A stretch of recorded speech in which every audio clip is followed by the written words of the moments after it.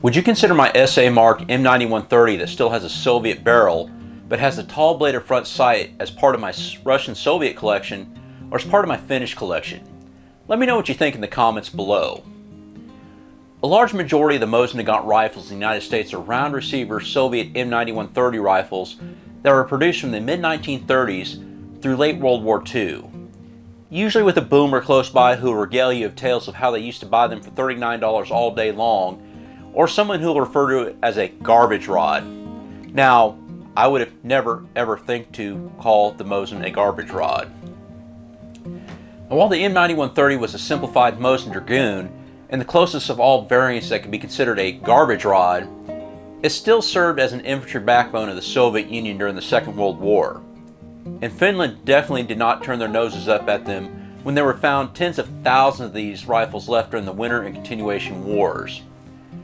Their use of these rifles, as well as the wars themselves, are the subject of this video. As with all the videos in this Finn Mosin series, my main source is Matti D'Orazio's Finnish Mosin Nagant 3-line rifle to Ukko-Pekka, which can be purchased at Wet Dog Publications. Before we get to the Finnish use of the M91 in the Winter and Continuation Wars, let's take a 1,000-foot view of the Soviet Union's update to the universal rifle from the original M91 infantry and dragoon rifles. It took a while for the Red Army to commit to the shorter universal rifle after the First World War, revolutions, and Civil War. They would end production of the infantry rifle in 1926 and would begin to redesign and incrementally improve the dragoon rifle until it was reclassified as the M91 on April 1930, although it would continue to evolve during the 1930s and 40s. The Soviet Union replaced the archaic Arshin with the metric system in 1925. This change would finally make its way to the Mosin with a tangent rear sight in meters, replacing the old Konovlov sight, first at Izhevsk in 1931 and Tula in 1932.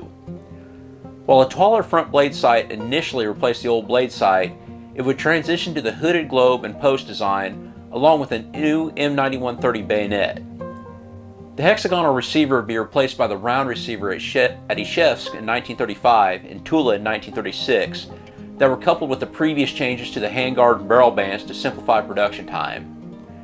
After the German invasion in June 1941, further changes were made to speed up production, including simplification of the round receiver, reduction of milling work, and replacing milled parts of the stamp where possible. The 91 was the established frontline rifle when the Soviet Union invaded Finland on November 30th, 1939.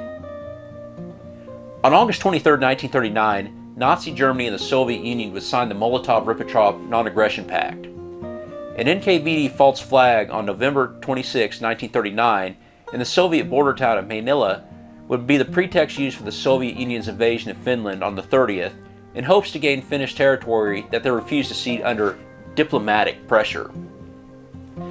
Finland defiantly recalled Mannerheim and made him commander-in-chief.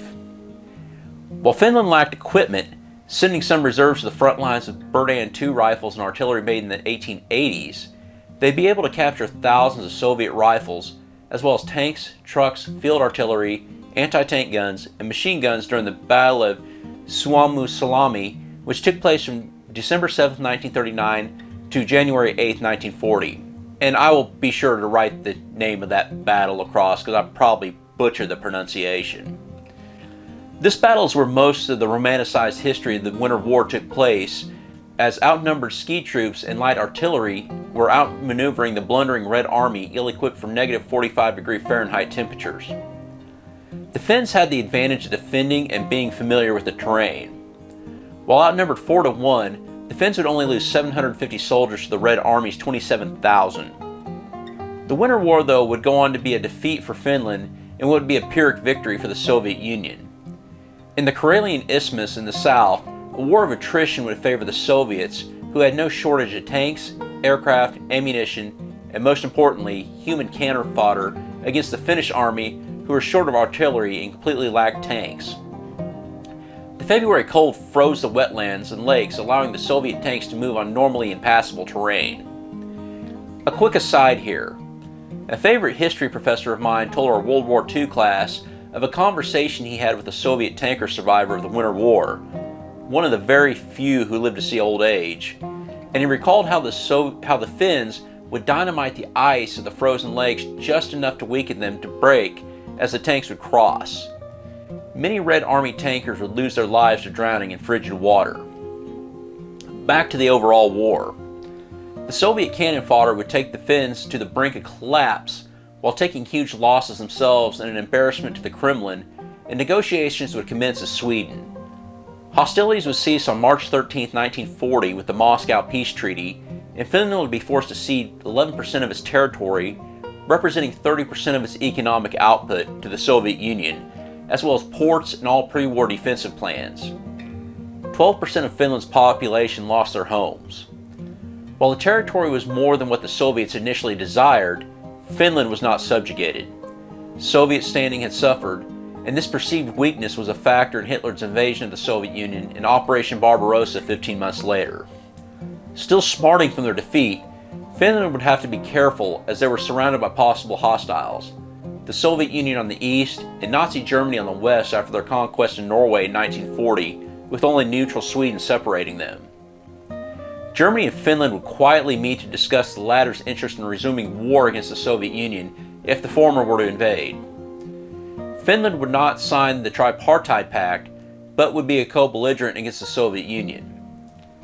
After the start of Barbarossa, the Soviets would have airstrikes against German forces present in Finnish territory, setting into motion the beginning of the Continuation War on July 10, 1941. Mannerheim desired to retake Karelia, while President Risto Ryti dreamed of a greater Finland. They would generally keep their aims limited to regaining lost territory. While they reversed the Moscow Peace Treaty by September and even advanced some outside the pre-1939 borders, the conflict would stalemate over the next 2.5 years. Once the tide of war had turned in favor of the Soviets against Germany, the Soviet Union would retake all the liberated territory in June 1944 until the Finnish army was able to halt the offensive in August at Tali-Ihantala, and I'm going to write that across, of course. The Finns would go on to win several more defensive battles. Although the Soviets believed the Finns were resolute, the Finns realized the war was unsustainable. Ending the conflict would benefit both sides. An armistice took effect on September 19, 1944, and the borders of the 1940 Moscow Peace Treaty were restored, along with Finland being forced to pay $300 million in reparations to the Soviet Union, which they eventually paid in full. It was also mandated that Finland forcefully expel German troops from Finnish territory, while at the same time demobilizing.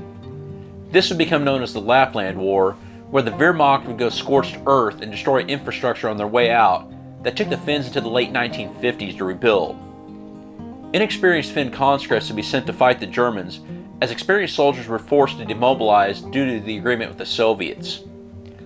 The German withdrawal would be complete on August 27, 1945, and would end their involvement in the Second World War. While they were pressured by the Soviets and had to make territorial concessions, Finland was still an independent nation, not under any sphere. They were also left with tens of thousands of M9130s that were either captured from the Soviets or purchased from Germany during the course of the three wars. Finland would capture just over 28,000 usable 9130s during the Winter War, with many more that needed repairs or used for parts not counted against that inventory. While some rifles needed minor repairs, many were unusable due to Soviet soldiers tossing the bolt and bashing the stock against the nearest tree prior to surrender. These would be put aside to be cannibalized for parts. The first 6 months of the Continuation War would see the largest influx of captured 9130s, as just over 120,000 would be captured, while captured rifles would slow to a trickle in 1942 through the end of the Continuation War in September 1944. Many captured rifles would be in need of barrel replacement, so Tikhokovsky would be tasked with 9130 barrel production in 1943, although very few of these barrels would see service before the end of the Continuation War. Many of the Tikka barrels wouldn't be mated to these rifles until the 1950s or 60s. Finland would also purchase a large quantity of captured Soviet arms from Germany on July 2, 1944, including nearly 57,000 rifles. Many of these would be used as parts donors for rifles currently in service. According to D'Orazio, deciding what is considered a Finn 9130 and just a reused Soviet 9130 is an exercise in semantics. While a rifle rebarreled with a Tikka-made barrel is considered a Finn-built 9130, a totally refurbished 9130 that kept its Soviet barrel is usually considered a Russian. When it comes to collecting, Tikka-barreled examples are usually more desired, although they are very unlikely to have seen action. There are other small variances when it comes to Finn-used 9130s, depending on if they received a Finnish-made stock and/or handguard or a recycled Soviet replacement. The big difference between the Finn and Soviet 9130s are the front sight. While the Finns would keep the upgraded Soviet rear sight, as while they were not as good as the monster sight of the 2830 or M39, they were far superior to the old Konovalov sight. They did prefer a taller blade front sight over the globe and post of the Soviet 9130s. For the most part, if a 9130 went through an Army depot, they would receive this upgrade whether it had a Soviet or Finnish-made barrel. My particular SA Mark 9130 has this upgrade. There would be points, especially during the Soviet offensive in 1944, where captured 9130 rifles would be sent out without this upgrade. Overall, the 9130 rifles have proved to have similar reliability to their Finnish-made counterparts, although they would lack fine accuracy due to being harder to zero with the fixed front sight. My particular example is Nishev's produced round receiver rifle produced in 1940 and still retains a Soviet barrel.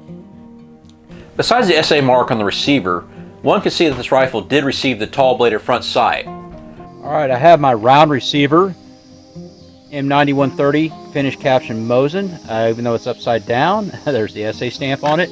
And then I have my gateway drug Mosin, my very first 9130. I just wanted to bring it out here for comparison's sake. Now everything is pretty much identical except for one thing. The Finns did replace the post and globe sight with a tall bladed sight. So I'm going to fire both of these, and I just want to see which of these two sights I like better. So I'm going to go with the old Soviet boy first, and then I will go with the Finnish boy.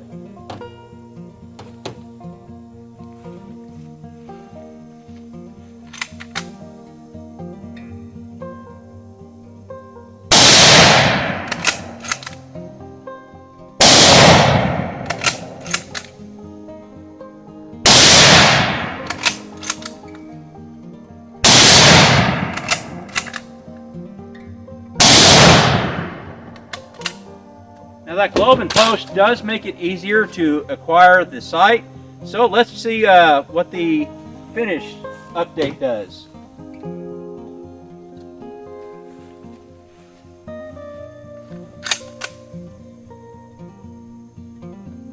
Although their front sight is pretty tall, so it does actually make a pretty good sight picture.